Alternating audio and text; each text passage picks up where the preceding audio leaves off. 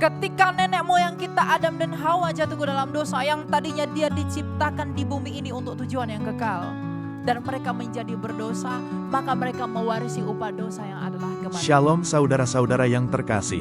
Mungkin hari-hari ini ada di antara kita yang sedang lelah, ragu, atau bahkan hampir menyerah dalam iman. Tapi saya percaya, hari ini bukan kebetulan. Tuhan mau bicara, Tuhan mau menguatkan, melalui hambanya, seorang apologet Kristen Elia Myron yang Tuhan pakai dengan luar biasa. Mari kita buka hati kita, dan dengan penuh kerinduan, untuk mendengarkan firman Tuhan. Shalom. Sekali lagi shalom. Kurang kuat. Shalom. Oke. Topik kita pada hari Elia Myron Your Calling. Oke. Hari ini kita akan belajar firman Tuhan dari Kisah Rasul 4 ayat 12. Lagi dan lagi kemanapun saya pergi, saya akan selalu bawa ayat ini dan saya akan menurunkan tema, mengapa harus Yesus. Jadi pada hari ini kita akan belajar mengapa kamu harus beriman kepada Kristus. Banyak di antara kita mungkin percaya kepada Kristus karena memang Anda terlahir dari keluarga Kristen. Atau karena ikut-ikutan dan lain sebagainya. Ada yang belum dibaptis? Apakah ada yang belum dibaptis? Boleh tunjuk tangan? Semua sudah dibaptis? Yang tidak tunjuk tangan? Ada yang belum dibaptis tapi tidak mau tunjuk tangan? Belum ada. Oke, jadi saya berharap semua di sini sudah dibaptis dan akan dibaptis. Mungkin Anda setelah mendengarkan ini, Anda harus memutuskan kenapa saya harus dibaptis. Oke. Kisah Rasul 4 ayat 12 berbunyi, ini surat dari Rasul Lukas, penulis Kisah Rasul. Dan keselamatan tidak ada di dalam siapapun juga selain di dalam Dia. Dia di sini adalah Kristus. Sebab di bawah kolong langit ini tidak ada nama lain yang diberikan kepada manusia yang olehnya kita dapat diselamatkan. Sekali lagi, dan keselamatan tidak ada di dalam siapapun juga selain di dalam Kristus. Sebab di bawah kolong langit ini tidak ada nama lain yang diberikan kepada manusia yang olehnya kita dapat diselamatkan. Ini merujuk kepada nama apa? Kepada apa yang disaksikan oleh malaikat dalam Lukas 2 ayat 11. Hari ini telah lahir bagimu Kristus Tuhan di kota Daud. Apa yang membuat saya harus percaya kepada Kristus dan apa yang membuat saya harus mengerti mengapa keselamatan itu hanya ada di dalam Kristus? Apa yang harus membuat saya bisa mengerti mengapa di bawah kolong langit ini selain di dalam nama Kristus keselamatan itu tidak ada? Kamu harus mengerti sejak semula kamu dicipta sebagai apa? Allah itu tidak berubah. Allah itu sempurna. Kalau dia berubah, dia bukanlah Allah. Di dalam Kejadian 1 ayat 28, ayat 26, Tuhan itu menciptakan kita semua, nenek moyang kita melalui Adam, itu segambar dengan rupanya Dia. Kita manusia itu dicipta menurut gambar Allah. Siapa itu gambar Allah? Kolose 1 ayat 15, gambar Allah sendiri adalah Kristus. Jadi seluruh dunia ini, seluruh manusia yang pernah dilahirkan di semesta ini dicipta menurut Kristus sendiri. Jadi kalau ada manusia tidak mau bergabung kepada tahtanya Kristus, dia tidak mengetahui dia siapa. Karena seluruh manusia itu diciptakan melalui Kristus. Tetapi apa tujuanmu dicipta? Kejadian 1 ayat 28 dikatakan, beranak cuculah dan penuhilah seluruh bumi. Jadi kita manusia yang diciptakan oleh Allah kita, yang diciptakan menurut gambar dan rupanya. Kita diciptakan di bumi ini tujuannya adalah untuk memenuhi seluruh bumi dan dikatakan engkau harus berkuasa atas bumi. Engkau berkuasa atas burung-burung di udara dan juga ikan-ikan yang ada di laut. Artinya Bapak Ibu, sejak semula kita diciptakan di dunia ini adalah untuk menjadi penguasa atas bumi ini. Tapi akhirnya kepenguasaan itu tercemar oleh karena ketidaktaatan nenek moyang kita. Dengan berdosanya Adam, dengan jatuhnya dia ke dalam dosa, maka seluruh keturunan itu menjadi cemar, menjadi rusak. Tuhan berkata, jangan kamu makan buah yang ada di pohon pengetahuan itu. Anda jangan berpikir bahwa karena buah itu sakti, maka ketika dia dimakan kita jadi berdosa. Yang membuat kita menjadi berdosa adalah karena kita memilih untuk tidak taat kepada kuasa Allah. Maka kita berdosa. Makanya Rasul Paulus dalam suratnya kepada jemaat di Roma berkata, oleh karena ketidaktaatan satu orang, seluruh manusia menjadi berdosa. Tapi oleh karena kebenaran Kristus, kamu dibenarkan. Maka kita akan belajar kebenaran Kristus. Ketika nenek moyang kita Adam dan Hawa jatuh ke dalam dosa yang tadinya dia diciptakan di bumi ini untuk tujuan yang kekal. Dan mereka menjadi berdosa, maka mereka mewarisi upah dosa yang adalah kematian. Tuhan kita Allah yang Maha Kuasa, Tritunggal Maha Kudus, itu tidak pernah menciptakan kamu dan saya untuk mati. Dia tidak pernah menciptakan saya dan kamu untuk tersiksa di dalam maut. Dia menciptakan saya dan kamu di dunia ini, itu dengan kesucian dan kekudusan yang kita warisi dari Allah. Karena kita dicipta dan dihembuskan oleh Roh-Nya yang kudus. Tetapi dosa, kuasa dosa itu membuat kamu terpisah dari Allah. Maka ketika manusia itu berdosa, dia terusir dari hadirat Allah dan disuruh pergi dari Taman Firdaus itu. Ketika manusia itu sudah jatuh ke dalam dosa, maka sakit, penyakit, penderitaan, kesusahan, duka cita, ratap tangis dialami oleh manusia. Anda berpikir sampai sekarang Anda bekerja cari duit untuk makan itu karena apa? Karena dosa. Anda sakit itu Anda berpikir karena apa? Karena dosa. Sekaya apapun orang, dia pasti mengeluh. Itulah upah dosa. Dan siapakah yang luput dari dosa di semesta ini? Siapakah yang lepas dari dosa di semesta ini? Siapakah yang tidak pernah menderita di dunia ini? Semua orang telah mengalami kenyataan yang pahit bahwa kita semua menderita oleh karena dosa. Maka karena kepahitan dari dosa itu, kita semua harus mati di bawah kuasanya. Karena kita memilih untuk tidak taat kepada Allah. Maka kabar baiknya, ketika manusia itu jatuh ke dalam dosa, yang Tuhan janjikan itu adalah Mesias.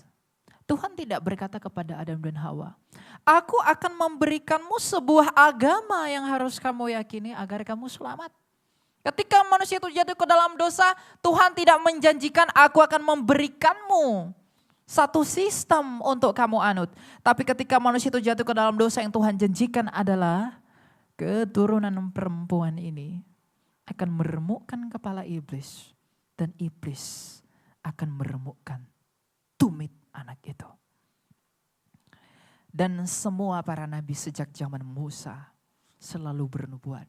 Musa mengatakan bahwa akan seperti aku. Mika mengatakan dia akan lahir di kandang domba Ve'atah Migdal Eder. Yesaya mengatakan dia akan mati di antara dua penjahat. Dia mati bukan karena kesalahannya, tapi dia mati oleh karena pelanggaran kita. Daud mengatakan ia akan mengucapkan Eli Eli lama sabahtani ketika tangan dan kakinya terpaku. Seluruh para nabi selama 2000 tahun menanti-nanti pribadi itu. Maka pada tahun 4 sebelum Masehi lahirlah pribadi di sebuah kandang domba yang begitu hina di suatu kota kecil, kota nenek moyangnya di Bethlehem. Dan pribadi itu bernama Yesus Kristus. Mengapa Anda harus percaya kepada pribadi yang satu ini? Karena kelahirannya di tempat itu bukan kelahiran biasa, tapi kelahirannya di tempat itu yang akan Anda rayakan beberapa minggu ke depan adalah kelahiran yang mendatangkan sukacita bagi dunia ini. Makanya dikatakan dalam Yohanes 3 ayat 16, karena begitu besar kasih Allah akan dunia ini sehingga ia mengaruniakan anak yang tunggal supaya setiap orang percaya kepadanya tidak binasa melainkan beroleh hidup yang kekal. Apa yang membuat saya ketika percaya kepada anak manusia itu saya memperoleh kekekalan? Apa yang membuat saya ketika saya percaya kepada hadiah dari Allah itu, saya memperoleh hidup? Bukankah Kristusmu itu sama dengan dewa-dewa orang Athena? Bukankah Kristus itu sama dengan dewa-dewa orang Roma? Bukankah juga itu sama dengan dewa-dewa dan juga berhala-berhala di tempat lain yang mengatakan bahwa ada entitas yang ilahi yang telah datang ke dunia untuk menyelamatkan manusia seperti mitologi Yunani? Apa yang membuat saya harus percaya kepada dia? Apa yang saya harus pegang agar saya beriman kepada dia? Apakah ketika Kristusmu yang kamu sebut Yesus itu ketika datang ke dunia ini lalu semena-mena kamu katakan sebagai Mesias? Tidakkah kamu percaya bahwa ternyata para nabi telah menyatakan siapa dia? Makanya dalam Lukas 16 ayat 16 dikatakan, hukum Taurat dan kitab para nabi berakhir sampai tampilnya Yohanes Pembaptis. Dan sejak saat itu kerajaan Allah diberitakan dan setiap orang menggagahinya, berebut memasukinya. Makanya Kristus datang ke dunia ini adalah membawa kerajaan Bapanya ke dunia ini. Yang tadinya dunia ini adalah milik si jahat karena tercemar oleh karena dosa. Maka ia membawa kerajaan Bapanya sebagai terang yang bercahaya di dalam kegelapan. Makanya Kristus berkata, akulah terang dunia.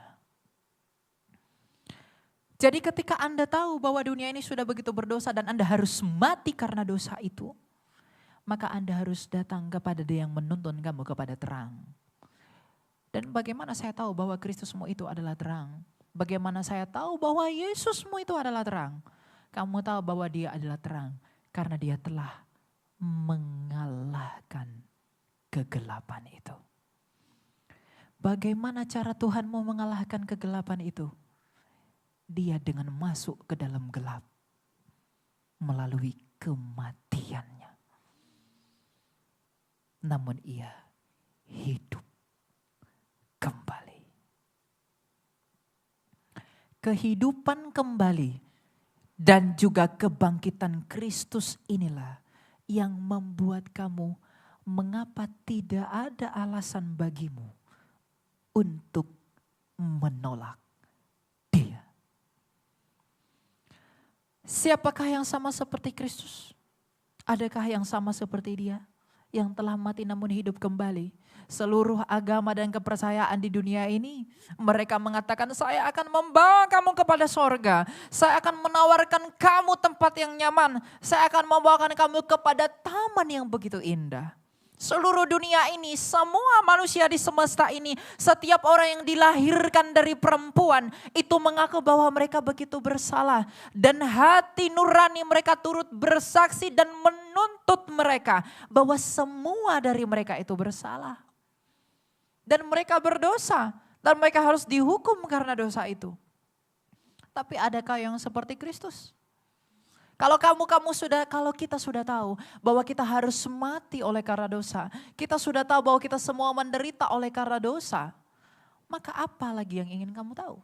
Kalau kamu sudah tahu kamu harus mati karena dosa, apakah kamu tetap ingin bodoh di dalam kematian itu? Jadi kalau ada yang menawarkan kamu hidup, tetapi dia sendiri tidak hidup, maka itu hanya tong kosong. Nyaring bunyinya. Makanya ayat Alkitab berkata, kalau Dia tidak dibangkitkan, maka sia-sialah kepercayaanmu. Inilah alasan mengapa Anda percaya kepada Kristus. Dan inilah alasan mengapa kamu harus dibaptiskan di dalam Kristus. Kenapa? Karena tidak ada yang telah hidup kembali selain daripada Kristus. Kehidupan kembali Kristus sebagai yang sulung dari segala manusia, itu membuktikan bahwa Dia telah mengalahkan dan menginjak maut itu dan menang di dalam kebangkitannya. Maka tergenapilah janji Allah kepada Adam. Iblis itu berusaha menginjak tumit Kristus dengan menyalibkannya. Tetapi Kristus sendiri menginjak maut itu dengan kebangkitannya. Maka iblis itu dipermalukan dengan hebat. Iblis itu berpikir, aku dapat menahan Kristusmu lebih lama. Tetapi Kristus sendiri turun kepada kerajaan itu, merusak kerajaan itu, dan menang membawa kunci kerajaan itu. Kalau Dia sendiri telah menang atas kunci kerajaan itu, dan Dia sendiri telah berkuasa atas kerajaan itu, maka maut yang telah berkuasa atas dunia ini, yang seharusnya kamu ditawan olehnya, maka tidak ada alasan bagimu untuk ragu bahwa engkau tidak bisa diluputkan dari kuasa kematian itu.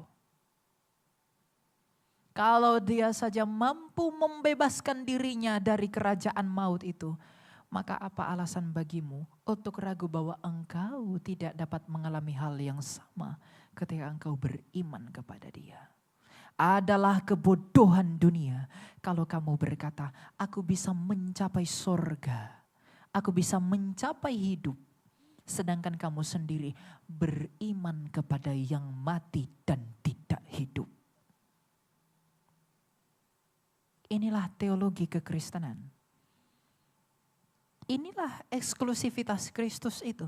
Inilah cara Tuhan menunjukkan kepada dunia. Dan inilah cara Tuhan itu memporak-porandakan hikmat dan filsafat dunia ini bahwa tidak ada yang seperti anak tunggalku itu.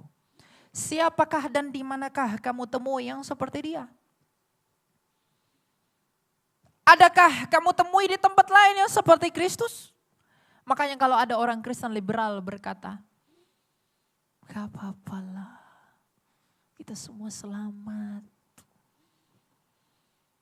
Gak perlu jadi Kristen, yang penting baik. Selamat kita. Lalu dia berbicara atas nama kasih. Saya mengatakan, kau saudaraku, meskipun tidak percaya kepada Kristus, engkau tetap selamat.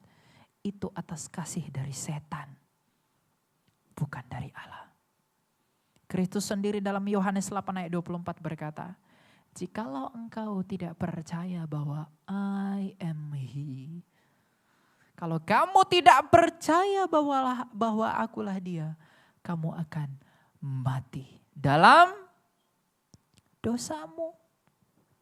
Jadi kalau kamu mau dibebaskan dari kuasa dosa, maka percayalah kepada Dia yang telah mati oleh karena dosa sekalipun Ia tidak berdosa. Kalau kamu mau dihidupkan dari kuasa kematian, maka percayalah kepada Dia yang telah luput dari kuasa kematian itu. Jikalau kamu percaya dan jikalau kamu hendak di dalam hatimu ingin bersatu dengan sorga, maka datanglah kepada Dia yang telah turun dari sorga. Karena tak satu pun yang tahu jalan ke sorga selain daripada Dia yang telah turun dari sorga. Jikalau engkau tidak mau serupa dengan dunia ini, maka ikutilah dan taatilah di dalam kerendahan hatimu apa yang dinyatakan pribadi Dia yang tidak dari dunia ini. Karena Dia berkata, aku bukan dari dunia ini, kamu dari dunia ini. Aku dari atas, kamu dari bawah. Lantas jikalau demikian saya telah mengetahui mengapa saya harus percaya kepada Kristusmu itu. Saya sudah tahu mengapa saya harus percaya kepada Tuhanmu itu. Yesus Kristus, Raja alam dan semesta. Apa yang harus saya lakukan? Yang pertama, Matius 28 ayat 18-19. Baptiskan dirimu. Hendaklah kamu merendahkan hatimu dengan memberi dirimu dibaptis di dalam nama Bapa dan Anak dan Roh Kudus, Allah yang Esa. Saya tidak mau jadi Kristen, kenapa? Ribet. Saya tidak mau jadi Kristen, kenapa? Repot. Menjadi Kristen atau tidak, to follow Jesus atau tidaknya, itu bukan tentang kamu pinter atau bodoh. Atau tentang kamu kaya atau miskin. Atau tentang kamu kuat atau lemah. Satu hal yang paling kamu perlukan, satu-satunya yang kamu perlukan untuk bisa percaya kepada Kristus, yang baru saja kita pelajari itu adalah kerendahan hati. Kalau kamu masih merasa, aku perbuatan baikku, kalau ku tabung-tabung masih bisa membawa aku ke surga. Aku bisa dengan caraku sendiri, aku bisa sampai kepada hadirat Allah. Kalau kamu masih berusaha mencari Allah di dalam kekotoranmu, Adam saja dilempar dari surga hanya karena satu dosa. Bagaimana kamu mungkin yang berlumuran dosa berharap bersatu dengan Dia?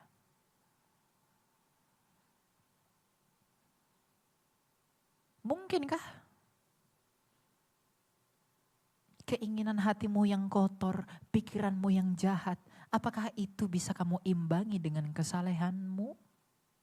Yesaya saja yang sudah kelas nabi besar berkata, perbuatan baikku seperti kain pembalut wanita di hadapanmu. Yesaya berkata begitu. Artinya perbuatan baikmu tidak berarti apapun di hadapan Tuhan. Tapi kalau kamu bersatu di dalam Kristus, maka perbuatan baikmu sekecil apapun, itu akan diperhitungkan dan kamu tidak kehilangan upahmu. Tapi kalau kamu di luar Kristus, sebanyak apapun perbuatan baikmu itu tetap akan kamu bawa ke dalam neraka. Bukan aku yang menghakimi engkau dan bukan aku yang menghakimi siapapun, tapi firman Allah lah yang menghakimi kita.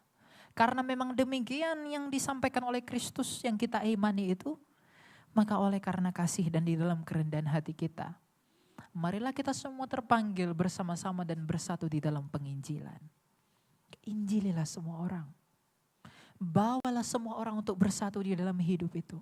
Kalau kamu benar-benar mengasihi saudaramu, kalau engkau benar-benar mengasihi siapapun, maka jangan izinkan jiwanya itu untuk binasa. Jangan izinkan rohnya itu untuk mati dalam kekekalan.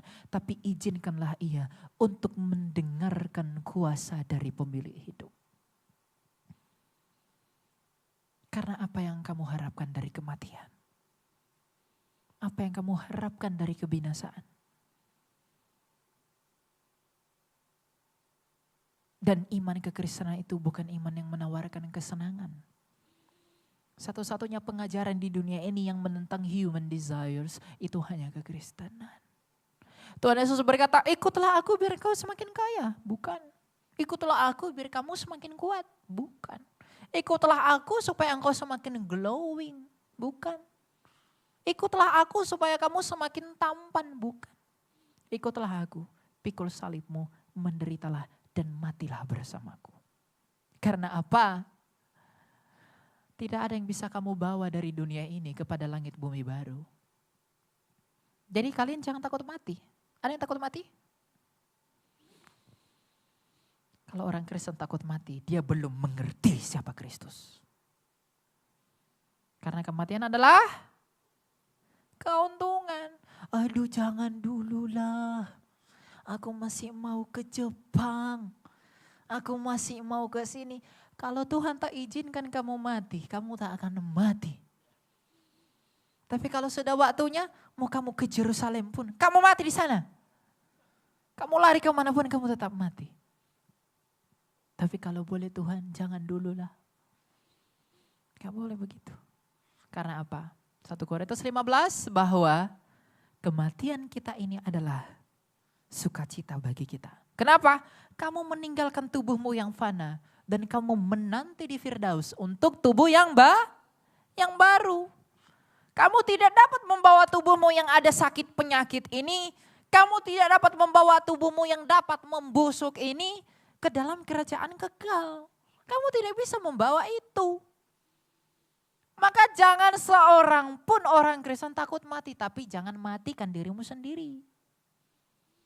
Kata si Elia, kematian itu keuntungan. Sepertinya bunuh diri tidak buruk. Jangan begitu. Aku gak usah makan lah.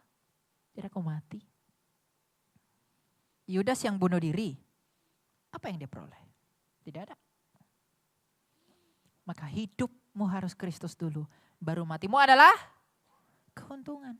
Kalau hidupmu bukan Kristus, jangan berharap matimu keuntungan. Bagi pasangan muda yang mau menikah atau akan menikah atau sedang pacaran-pacaran. Ingatlah satu hal. Bahwa Kristus adalah batu karang yang teguh yang menjadi dasar hubunganmu. Jangan engkau bangun persahabatan dengan dunia dengan mempersatukan dirimu pada yang percaya kepada ilah-ilah lain. Tapi persatukanlah dirimu dengan batu karang yang teguh.